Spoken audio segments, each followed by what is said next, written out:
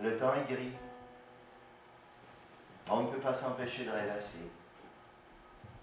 1000 idées vous passent par la tête qu'on a envie d'attraper par le queue. C'est une tentation très dangereuse, car de songe en idée, on finit par penser. Et il n'y a rien de plus fatigant, ni de plus vain, car on ne pense pas juste. Ou alors, une fois sur 100 000, par quelque hasard prodigieux.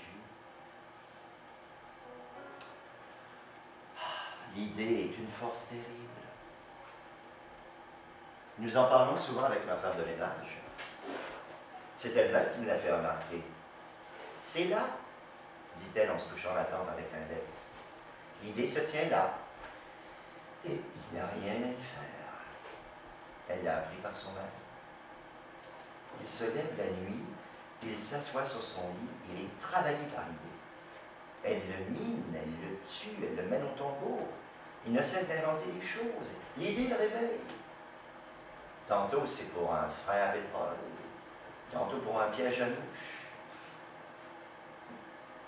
Ainsi va l'homme, travaillé par l'idée.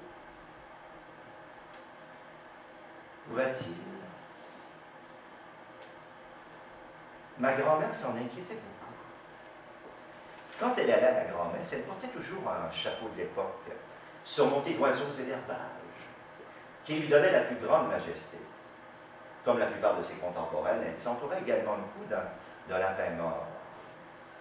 Où allons-nous? Demandait-elle ainsi, parée en levant au ciel les yeux qui prenaient à témoin. Je ne sais, mais nous y allons très vite. Nous y sommes. Nous sommes même plus loin. La goutte de vase a fait déborder l'eau. Le pape lance des appels au secours.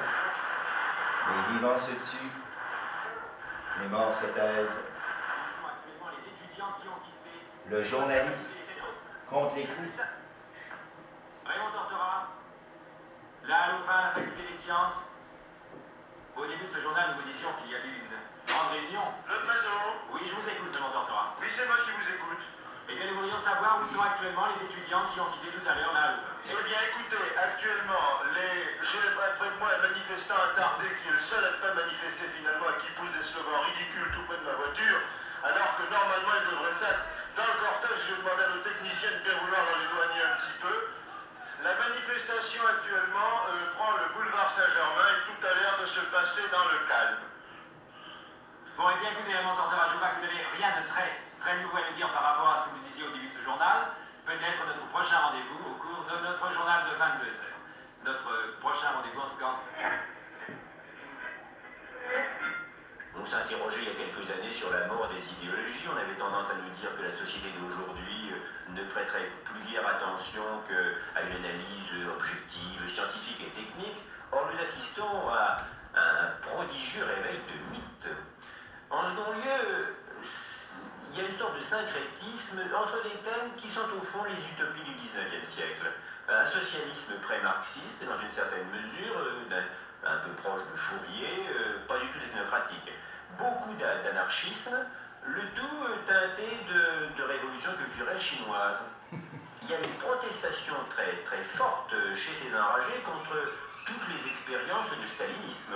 Ils sont aussi anticommunistes qu'ils sont anticapitalistes. Il me semble que ce qui réunit des éléments en définitive assez divisés entre eux, et je pense que leur division apparaîtrait du jour où ils marqueraient des succès, c'est une espèce de protestation globale contre la société, contre tout pouvoir et toute autorité. C'est au fond la protestation contre les règles. Et c'est ce qui rend si difficile de les intégrer dans une société comme l'université, c'est qu'en fait, d'une part, ils ne cherchent guère le dialogue, ceux-là du moins, et par ailleurs, ils n'appliquent aucune règle.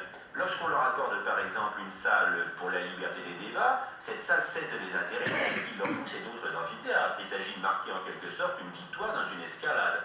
Si bien qu'il y a, à mon sens, une part d'illusion lorsqu'on se dit il faut engager le dialogue.